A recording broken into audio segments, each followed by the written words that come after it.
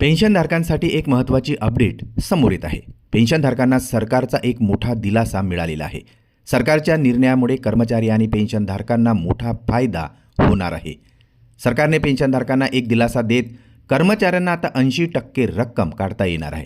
याबाबत pension fund regulatory and development ऑथॉरिटीकडून निर्णय घेण्यात आलेला आहे. या निर्णयामुळे आता कर्मचारी आणि पेन्शनधारकांना मोठा फायदा होणार आहे. सरकारने दिलासा देत कर्मचाऱ्यांना निवृत्तीवेळी निवृत्ती निधीपैकी आता 80% रक्कम एकाच वेळी काढता येणार आहे, तर 20% रक्कम ॲन्युटी खरेदी करण्यासाठी शिल्लक ठेवली जाणार आहे. या आधीच्या निर्णयानुसार 60% रक्कम एक रकमी काढता येत होती, तर 40% रक्कम ॲन्युटीसाठी ठेवणे अनिवार्य होते. मात्र आता या नवीन निर्णयानुसार यामध्ये बदल करत 80% रक्कम काढता येणार आहे. या निर्णयाचा फायदा आता पेन्शनधारकांना होणार आहे. तर निर्णयामुळे पेन्शनधारकांना सरकारकडून एक मोठा दिलासा मिळालेला आहे.